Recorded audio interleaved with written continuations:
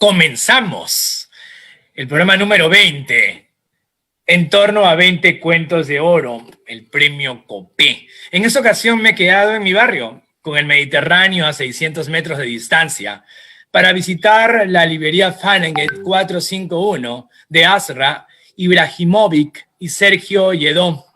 Les cuento algo. Esta pareja comenzó en la ciudad costera de Sitges, también en Cataluña, donde tenían una furgoneta ambulante repleta de libros para su público. Ahora están aquí, en la Barceloneta, en el número 5 de la calle Sal, una hermosa peatonal que sale al mercado del barrio. Desde Lima, tal y como lo han hecho con profesionalismo y seguridad, en cada uno de esos 20 programas, la gente de Gestión Cultural de Petroperú. Sin Senia, Vladimir, Marilú y Aldo, este programa no salía, se caía. Entonces, dicho eso, nos remontamos al año 2018. El premio Copé de aquel entonces reunió como jurados a Mauro Mamani, Alonso Cueto, Carmen Ollé, Harry Beleván y Pedro Cateriano, quienes representaban respectivamente a la Universidad Nacional Mayor de San Marcos, la Pontificia Universidad Católica del Perú, el Ministerio de Cultura, la Academia Peruana de la Lengua y Petroperú. El oro fue para Stuart Flores por su cuento La piel fría, mientras que el segundo lugar recayó en Gonzalo Castro y el Copé de bronce fue para Luis Carlos Reategui. En esta ocasión, el programa 20, el que cierra el ciclo ya programado, tenemos, por supuesto, la presencia del autor, Stuart Flores, y una comentarista que, a diferencia de todas las fechas previas que fue grabada, estará en vivo, María Rosa Lojo desde Argentina. Pero para conocer al ganador, hemos preparado un video para ustedes, 1 minuto de audio y fotografías. Adelante con el video.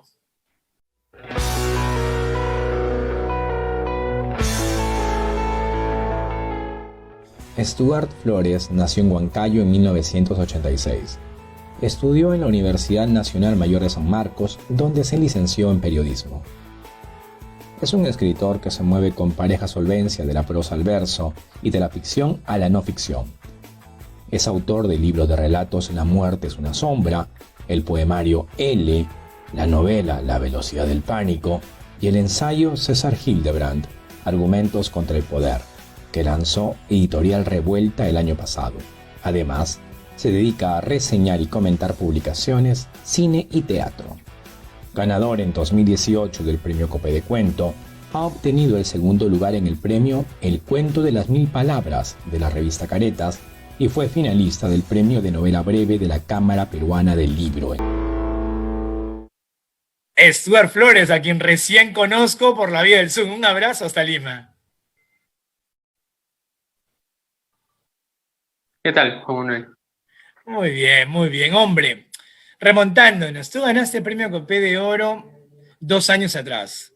¿Qué tal si rememoramos cómo fue aquella experiencia? ¿Cómo la viviste y qué significó para tu vida literaria? Bueno, antes que nada yo quería agradecerte a título, digamos que personal, porque has llevado una labor titánica durante 20 entrevistas, ¿no? Que no es poco, ¿no? Tomando en cuenta que estamos en épocas un poco difíciles y quizá cierta envidia porque dispones de energía para llevar a cabo o salir a flote con ese proyecto hermoso que es una entrevista, antes cada sábado y ahora cada dos entrevistas por semana, ¿no? Que es mucho más cansino aún, quizá, pero no niego que debe ser gratificante, ¿no? Quería agradecerte y felicitarte, ¿no? Porque todo ha salido muy bien. Yo incluso no me he perdido algunas entrevistas porque lo has hecho de una manera que es engancha con el público, ¿no? En mi caso, a mí me ha gustado lo que he visto. Y nada. Y bueno, para responder un poco a tu pregunta, rememorando esos años, ¿no? O ese año 2018, yo quizá, siendo sincero,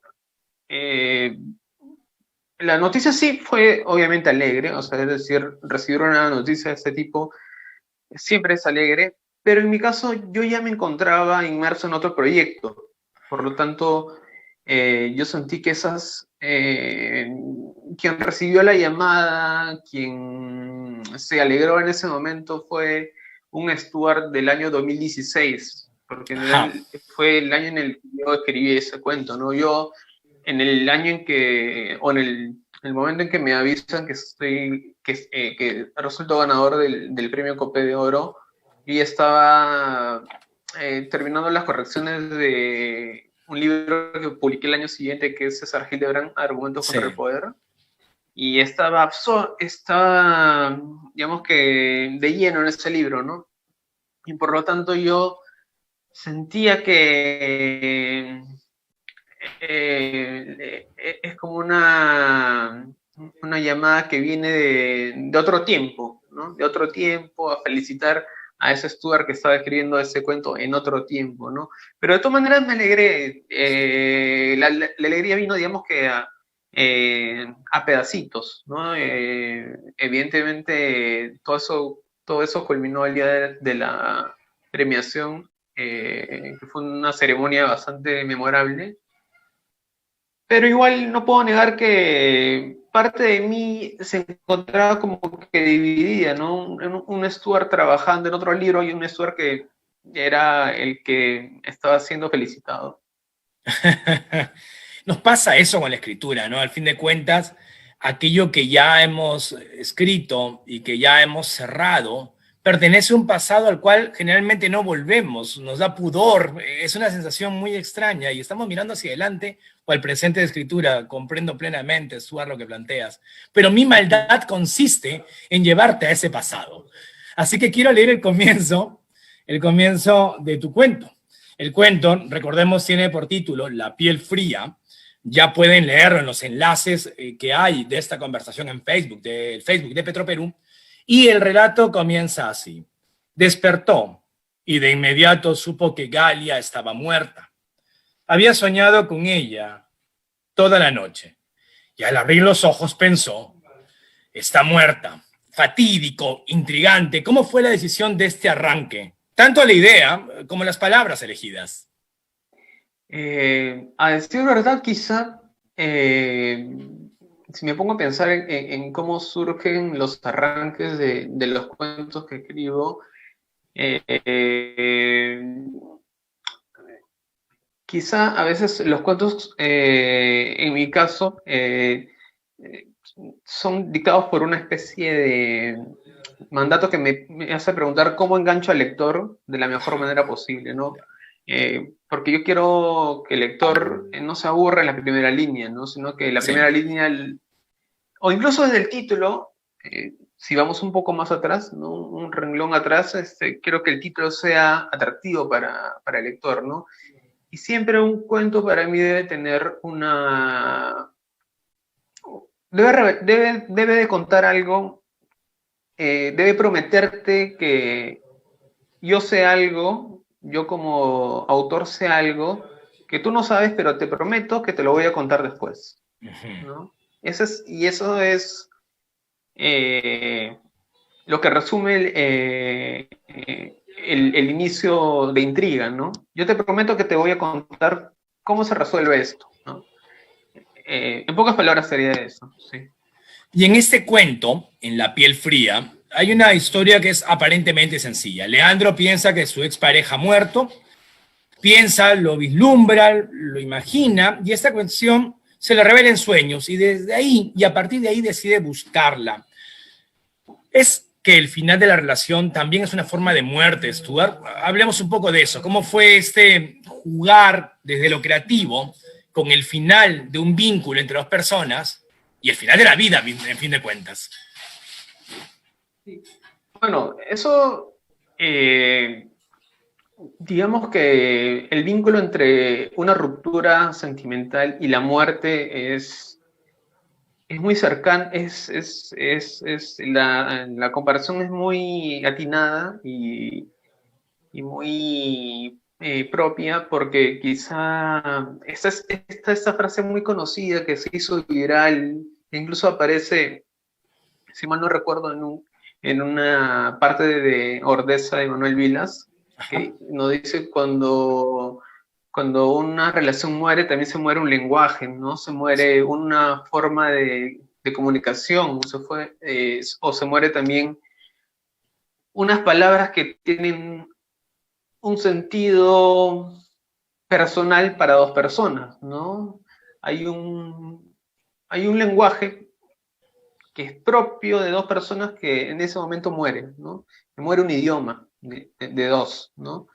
Y esa muerte, digamos que no es una muerte física, es una muerte al fin y al cabo, ¿no? Es una forma de separarte de alguien que ha estado al lado tuyo durante mucho tiempo, al punto que en muchos casos es como perder una extremidad, ¿no? Sí. Un brazo, ¿no? Y quizá la muerte está siempre rondando las relaciones, ¿no? La posibilidad de la muerte, ¿no? Y por eso Yo, quizá la... Sí, sí, sí. no, no, no. Recordaba que yo Por tengo eso un quizá dolor, la... ¿sí? Algo anda distorsionado con el audio. Soltaba la siguiente reflexión, Stuart. Y yo tengo un dolor fantasma en la planta del pie derecho. Cuando yo era niño, en la azotea de mi casa, en nuestras casas había azoteas por todos lados y las construcciones siempre eran incompletas. Y en la azotea estaba llena de tablones en el cuarto del fondo. Y en esos tablones no solamente estaban tablones descuidados, sino tablones agujereados, astillados y algunos con clavos que los atravesaban. Y cuando era niño, pues caminando sobre estas, incluso con las zapatillas, pisé en un tablón y el clavo me atraviesa la zapatilla y también la planta del pie. Hay días, pasados ya 30 años y más, en que siento dolor en ese lugar donde aquel clavo, cual Cristo, fue atravesado mi pie. Pero no hay ninguna marca. Cada vez que he ido al médico, no hay nada. Y es un dolor fantasma. Es algo que me remite a un pasado que ya no está. Y cuando yo leía tu cuento, no dejaba de sentir esa experiencia de aquello que ya partió, aquello que ya se dividió. Entonces, Leandro y Galia nos muestran cómo la separación supone esto, partir bienes, dejarle a otro algo, quedarse con lo que viene. Y así, el texto nos presenta también una existencia escindida. ¿Cómo fue también preparar el cuento para este ambiente, para esta sensación que a uno nos va arrastrando y que tiene que ver incluso con los detalles climatológicos de tu cuento?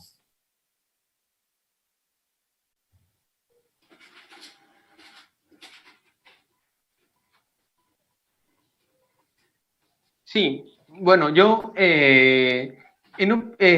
una vez que el cuento se fue desarrollando, porque yo, hay que decir, yo del cuento cuando comienzo a escribirlo, yo no conozco mucho de lo que voy a escribir, ¿no? Ok.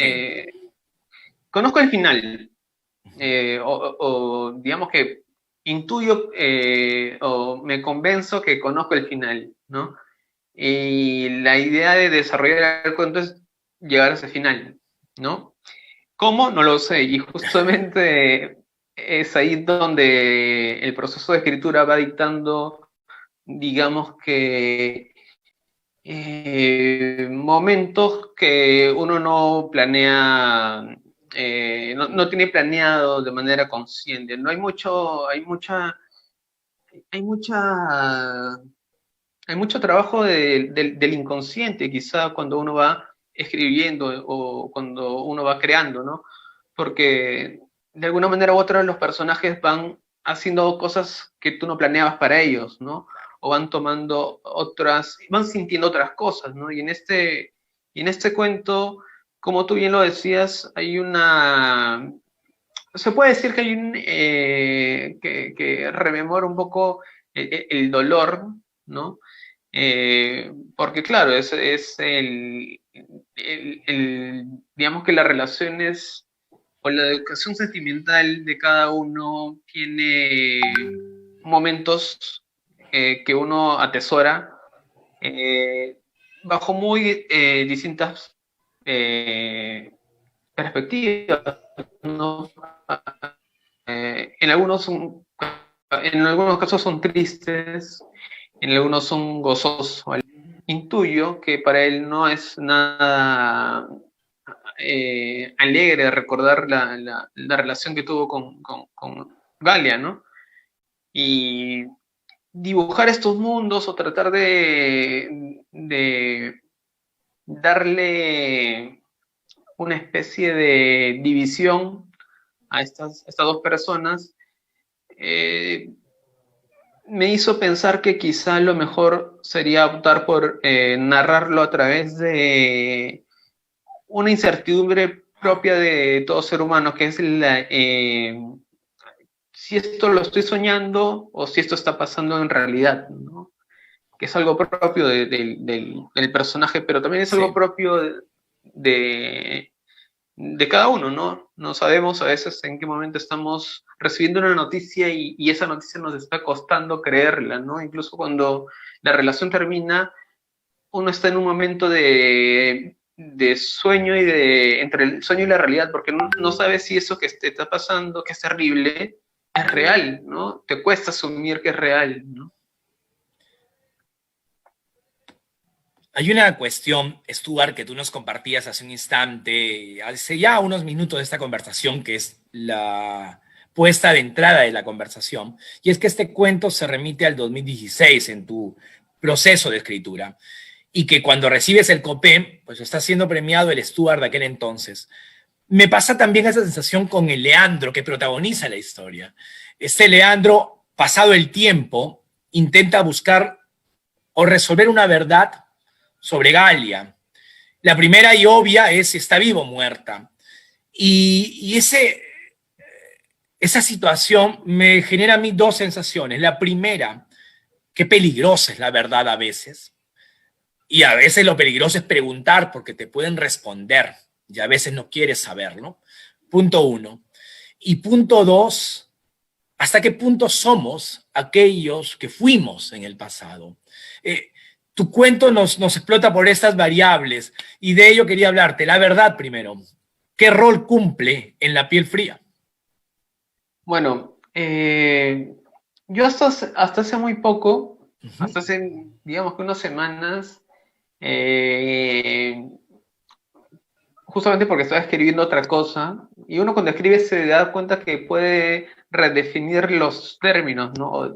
O redefinir los conceptos, ¿no? Es algo que algunas personas podrían tomar como algo propio de un chiflado, ¿no? Que algo se puede redefinir, ¿no? Pero cuando uno va escribiendo se da cuenta de que conceptos como universales como la muerte o el tiempo tienen una definición muy personal, ¿no?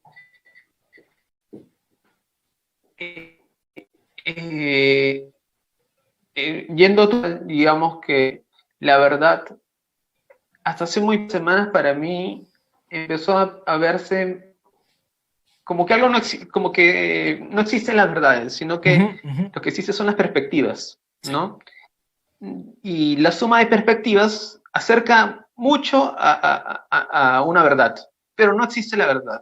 Lo que existe en todo caso es una suma de perspectivas que mientras es mucho más numerosa es más cercana a la verdad, pero como verdad creo que yo no consigo que exista una verdad plena. Pero yendo al cuento, entiendo que la verdad o conocer la verdad, en el caso del personaje principal, es algo que uno a veces se plantea como un reto, ¿no? Yo voy a buscar la verdad de por qué sucedió esto, ¿no? De hecho, el personaje se levanta para buscar comprobar si su verdad, lo que él considera como su verdad, es cierto o no, si esta chica está muerta o no, ¿no? Y es un poco detectivesco esto, ¿no? Porque en las novelas, digamos que en las novelas de detectives siempre se juega a que el personaje vaya haciendo un camino hacia la verdad, ¿no? Y eso también tiene un poco de pesquisa, ¿no? Porque hay un recorrido del personaje en torno hacia una verdad, ¿no? Y claro, la verdad también puede ser peligrosa, ¿no? La verdad, entendida como un hecho revelador, en cierto contexto, en una dosis, y no. Me sucede, o me fue sucediendo en la relectura de la piel fría de tu cuento, que si Dante Alighieri hubiera sido detective en la Divina Comedia, habría sido el Leandro de la piel fría de Stuart Flores. Tuve esta sensación poderosa de su búsqueda de redención, sin un Virgilio que lo saque del purgatorio, habiéndole llevado por el infierno, aunque en cierto modo lo encuentra. Dicho esto, lo fascinante de tu cuento es la cantidad de referencias a las cuales uno se agarra para disfrutarlo, pero también para interpelarse. Yo te mandaba un correo hace unos días, Stuart, contando cómo fue inevitable no recordar a Toño Cisneros y aquel extraordinario poema de 4 boleros maroqueros, cuyos últimos versos citaré para escándalo del público, porque arruinaré a Toño Cisneros con mi voz, a eso me refiero. No me aumentaron el sueldo por tu ausencia. Sin embargo, el frasco de Nescafé me dura el doble y el triple las hojas de afeitar. Aquí está una ausencia en Toño Cisneros. En cambio, en Stuart Flores estamos ante la sensación de una muerte y sentía lo necesario que era tu cuento para este 2020, más aún pensando que fue escrito en el 2016 y premiado en el 18, porque en este año pandémico en el cual se comenzó a convertir la muerte en estadística y cifra, y ni siquiera dignificada con entierros, este Leandro que persigue a una persona para confirmar que no está muerta, tal vez otra vez dignifica la muerte. ¿Cómo funciona la muerte en tu visión del mundo, en este cuento y en el Stuart Flores de ahora? Bueno, eso me remite incluso a algo más, un poco anterior, que es mi primer libro de cuentos que se titula La muerte es una sombra, ¿no? Que no es, digamos que no es gratuito que yo escogiera ese título, porque es un cuento que aborda directamente el tema de la muerte, ¿sí? Desde otra perspectiva un poco más fantástica, pero digamos que yendo hasta desde ese primer libro hasta ese cuento, en este cuento el amor tiene otro matiz, ¿no? Digamos que no es una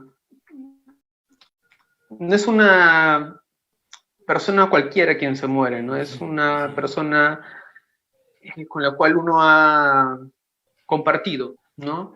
Y al compartir creo que uno de alguna manera siente que muere parte de él, ¿no? Yo entiendo que en este año, que es quizá el año más trágico, por llamarlo en una estadística o en un número, este cuento de alguna manera trata de hacer ver que cada persona tiene un luto muy propio, muy particular, muy personal, ¿no? Hay muchas personas que toman la muerte del otro cercano, quiero decir, con ironía, otros con mucho dolor, otros quizá en un proceso un poco más dilatado, con mucha negación, ¿no?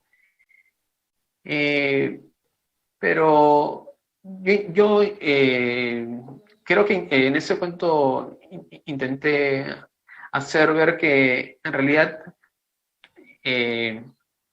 nadie muere. digamos que es el hecho de que uno recuerde a alguien, de que uno todavía atesore en la memoria a alguien, hace que esa persona todavía siga viviendo, ¿no? Porque creo que el día que una persona muere es cuando se la deja de recordar, ¿no? Cuando ya nadie más la recuerda y nadie más la menciona y nadie más cuenta una anécdota de esta persona, cuando era chiquita, esa persona, recuerdo que, cuando nadie más dice eso de esa persona ya por fin murió, ¿no? Hasta ese entonces creo que esa persona sigue viva, ¿no? Sigue viva en nuestras conversaciones, sigue viva mientras nos lavamos las manos, mientras cocinamos y dedicamos un pequeño pensamiento, esa persona vuelve a vivir, ¿no? Y creo que ese es el matiz que se le da a la muerte en este cuento, ¿no? Porque él todavía recuerda a alguien que está muerta y al recordarla la revive, ¿no? Querido Stuart, la comentarista que nos acompaña en un rato, en unos minutos, es además de una notable novelista y cuentista, también es poeta, además de ensayista. Y yo le he hecho, creo, esta pregunta antes y te la voy a formular a ti, aunque sea una bobada la pregunta, pero en verdad es una inquietud que tengo. Cuando tú escribes cuentos, siendo tú además un hombre que ha publicado un poemario, que hay una tradición también de poeta en tu escritura, ¿cómo hace el cuentista con el poeta que hay en sí mismo? Se apoya en él, lo aparta un poco, le pone una frontera, hay una intersección, no hay ningún zafarrancho más, se aprovecha todo. Me da mucha curiosidad, partiendo del hecho que el verso tiene una actitud y a veces el cuento tiene otra. Bueno, yo te podría decir que yo establezco, digamos que un equilibrio, ¿no? Porque creo que también como lector, cuando leo cuentos que están muy, digamos que escritos en un tono poético que está impregnado en el 99% del texto, digamos que a veces son acertados, pero a veces no, digamos que las dosis deberían de variar. En mi caso, yo trato de buscar siempre que el lenguaje no solo sea bello, sino que diga algo, ¿no? A veces César Aira contaba, por ejemplo, en una conferencia, que él piensa mucho las frases antes de escribirlas, ¿no? Eso es que digamos que muchos críticos lo tildan de mala manera de ser un escritor muy prolífico, ¿no? Viendo ese atributo como algo negativo. Él dice que piensa mucho en lo que escribe, ¿no? Y lo que escribe él, lamenta él a veces, cuenta, que él sea como un escultor. Él esculpe una frase bella, una frase, digamos que poética, que incluso es una frase que contiene una idea hermosa detrás, pero viene el lector y el lector, como una lectura que dura, no sé, 2 segundos en una frase, aplana la frase, ¿no? Esa escultura hermosa que construye el escritor, el lector con la aplanadora, que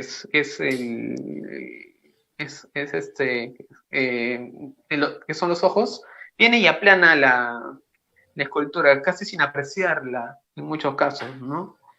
Eso explica mucho, quizá también algo que yo siento cuando escribo, que es que siento que pese a eso, yo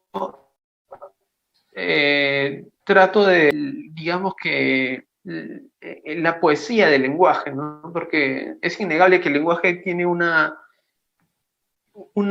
carga poética enorme si sabes guiarte por ciertos instintos o si tienes un oído muy musical, creo que podrías dotar al lenguaje de esa belleza, ¿no? Pero yo trato de no apartar digamos que al poeta, porque es imposible, porque incluso cuando escribes sale todo lo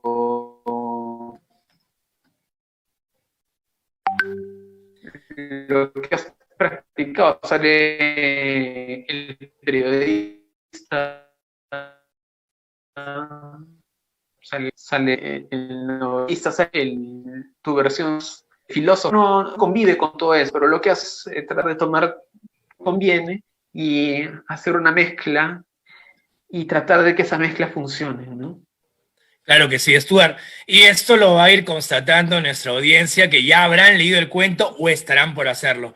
Nada, yo solamente agradecerte, primero las palabras iniciales, que te agradezco el valorar el trabajo que hemos hecho durante 20 emisiones, el estado de ánimo que ha intentado siempre estar a tope para que la audiencia nos siga con igual devoción, con la devoción que hemos hecho su trabajo. Y por otro lado, porque creíamos que era importante, incluso, y permítame la confesión, Stuart, dado que estamos hablando entre dos y nadie más se entera, era para nosotros importante incluso usar locaciones que no fueran la vivienda siempre, y solo ha sido en mi casa en 2 ocasiones, para que vivieran otra vez la experiencia del ámbito exterior a través del Zoom o del Facebook, de librerías que están vitales y renaciendo o nacientes. Incluso, como bien sabe la audiencia, nos hemos ido hasta de Barcelona para transmitir. Entonces ha sido todo no un esfuerzo, sino un compromiso y un disfrute. Y cerrar las entrevistas de estas 20 contigo, pues es además un agasajo para mí. Y te agradezco por ello, Stuart. Sí, y sin dejar de tomar en cuenta que lo que dices, ¿no? Que sí, sin ánimo de contradecir lo que dices, que las librerías también son casas, ¿no? Son lugares donde uno habita, ¿no? Sí. Y donde habitan muchas personas, ¿no? Encerradas en anaqueles. Definitivamente. Nada, hombre, nos vamos con esa idea y te mando un gran abrazo y a encontrarse en Lima cuando toque. Claro, exactamente, Juan Manuel. Gracias, Stuart. El comentario al cuento La piel fría estará a cargo de María Rosa Lojo, a quien en vez de tenerla en video, estará con nosotros en vivo. Conocí a María Rosa Lojo en la casa de Victoria Ocampo, en la calle Rufino de Lizalde de Buenos Aires. Había una reunión literaria en esa hermosa residencia donde funciona la Casa de la Cultura del Fondo Nacional de las Artes.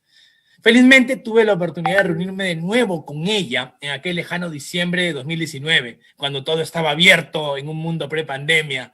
Recuerdo que hacía calor, era cambio de gobierno y un quilombo en el centro. Nosotros estábamos en la Confitería Victoria, frente al Congreso de la Nación Argentina. Ese día se definía el rumbo del país, pero nosotros hablábamos de literatura, familia, pasado. ¿Quién es María Rosa Lojo? Pues bien, se doctoró en Letras por la Universidad de Buenos Aires, llegó a ser investigadora principal del Consejo Nacional de Investigaciones Científicas y Técnicas, y a la fecha es la directora académica del Centro de Estudios Críticos de Literatura Argentina en la Facultad de Filosofía, Letras y Estudios Orientales de la Universidad de El Salvador en Buenos Aires. Traducida al inglés, francés, italiano, gallego, tailandés y húngaro, su obra es amplísima, con títulos tan importantes como las novelas La Princesa Federal, Finisterre. Dicho sea de paso que Finisterre me llevó a plantearme ir manejando hasta ese faro en Finisterre.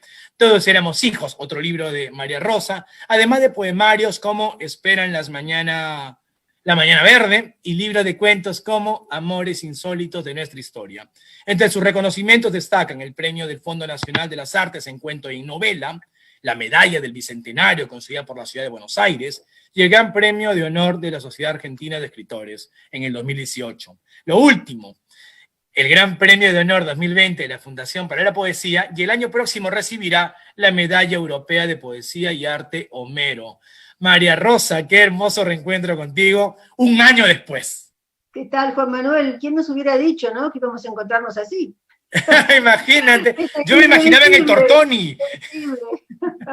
Bueno, en fin, volando por el tiempo y el espacio. Así que, han leído La piel fría. Por supuesto, me queda poco para decir realmente después de todo lo que he escuchado en la entrevista, de lo que has dicho tú. Es un cuento muy poético, ya que de poesía hablamos, está muy basado en las imágenes que actúan de manera muy diestra como indicios y como marcas del itinerario del personaje en el tiempo.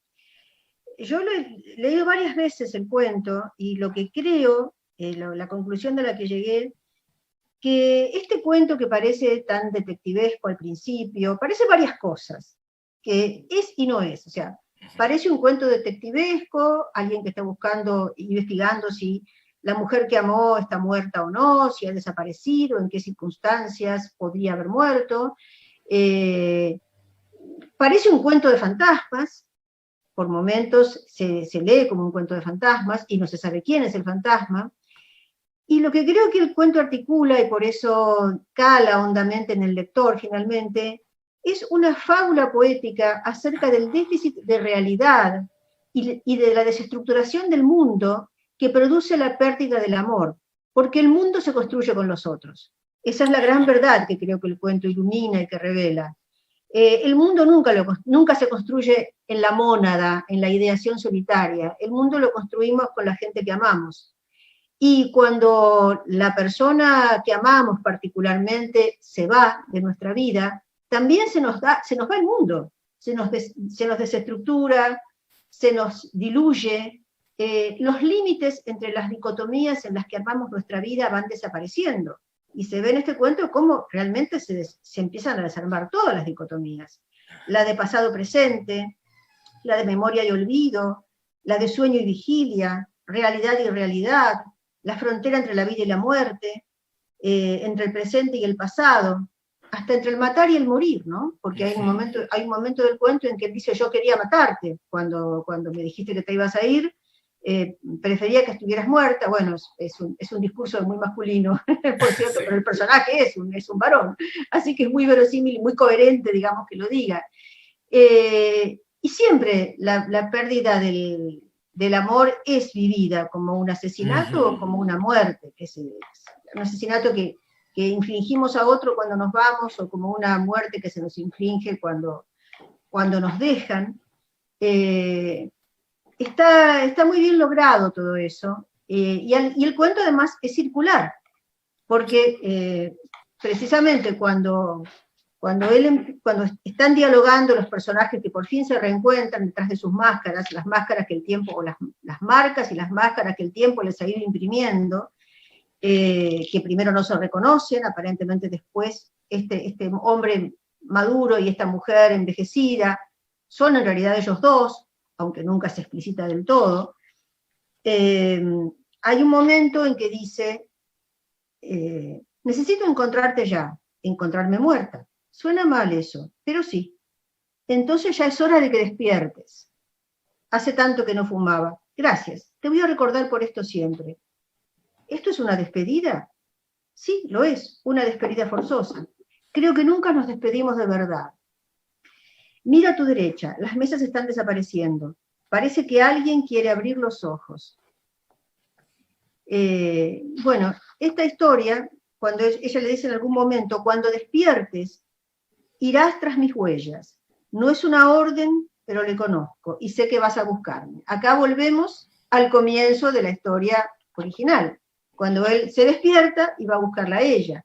Y termina, bueno, el recorrido en esa especie de despertar, que no se sabe si es un sueño, aparentemente es un sueño, con la mujer amada, reencontrada de dos maneras, como vieja, pero también como era cuando se fue, diciéndole que cuando se despierte va a volver en busca de ella, o va a iniciar un camino en busca de ella.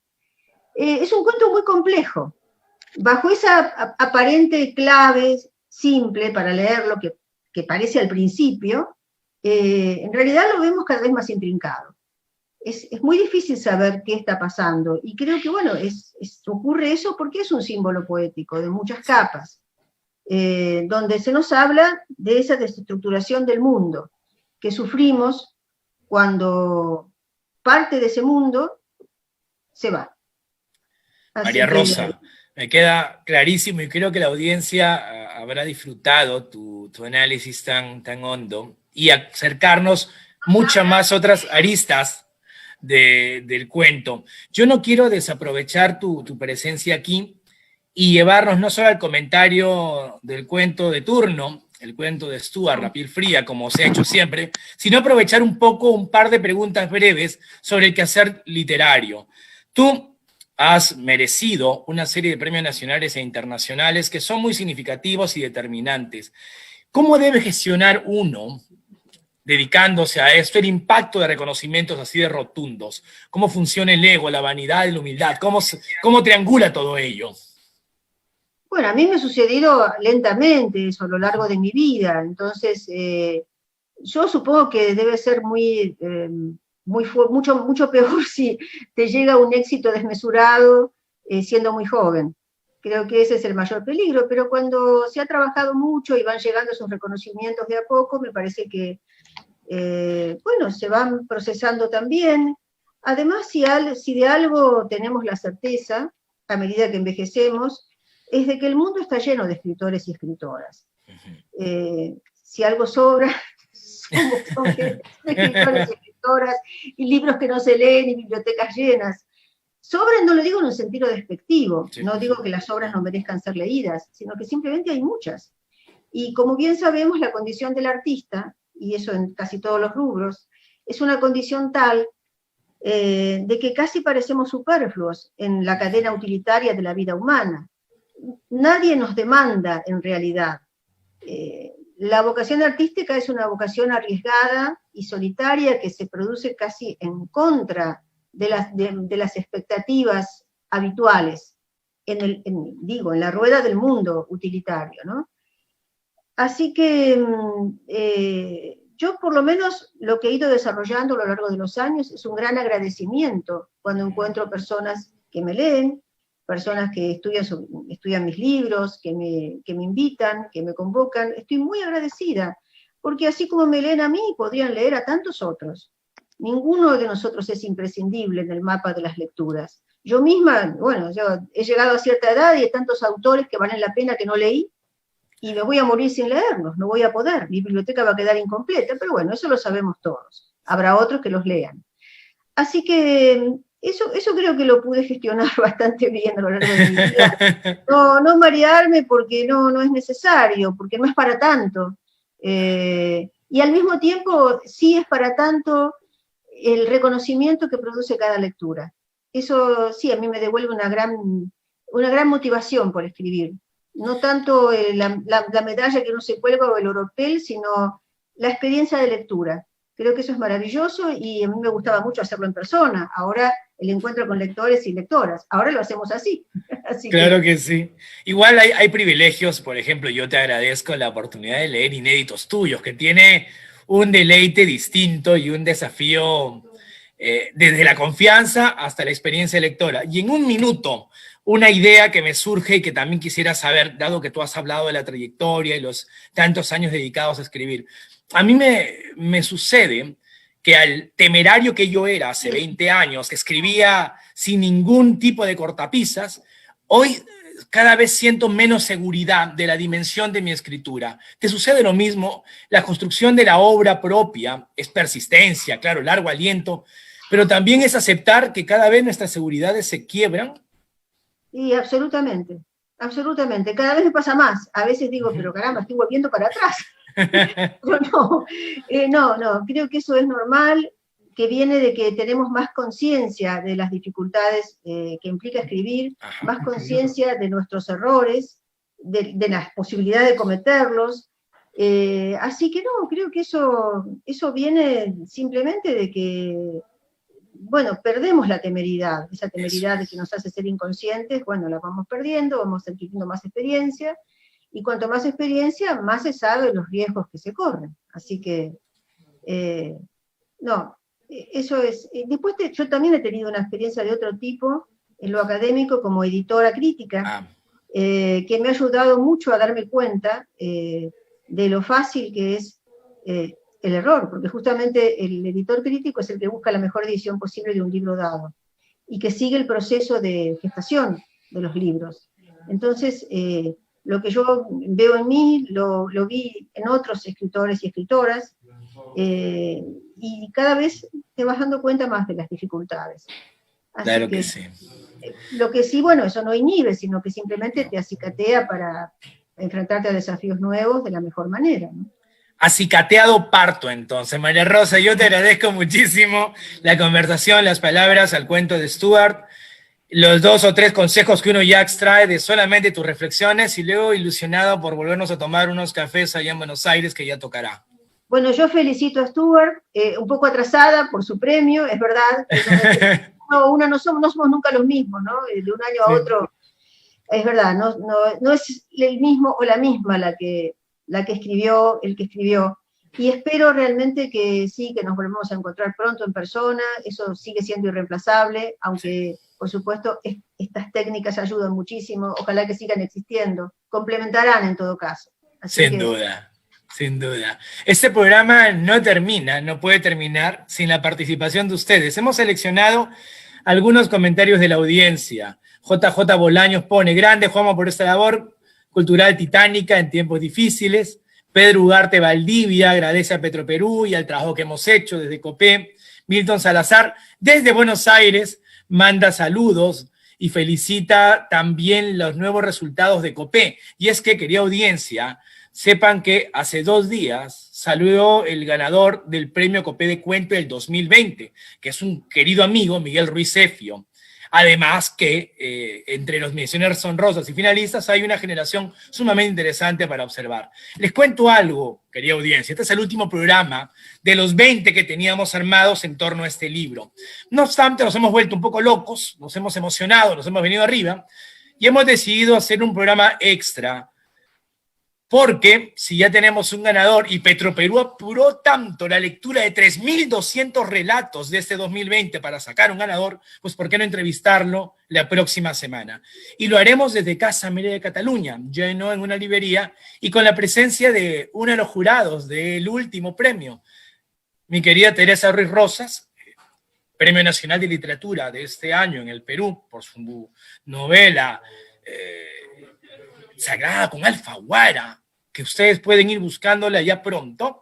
Pues bien, Teresa Ruiz Rosas, que vive en Alemania, pasará por Barcelona dentro de unos días y podremos armar un programa especial por Zoom con Lima y con Teresa aquí. Ya les contaremos de aquello. Entonces, ¿eso es una despedida? Sí. Pero también hay un extra que ustedes seguramente disfrutarán. Yo aquí termino la transmisión. Hay pisco sour para despedirnos, que no verán ustedes por la transmisión. Se ríe la gente en la librería, porque es verdad, hay pisco sour hoy. Y solo decirles que fue Juan Manuel Chávez, desde Librería Fahrenheit 451 en la Barceloneta, muy bien acogidos, desde Barcelona, en buena cuenta y envuelto en oro para ustedes. Muchas gracias.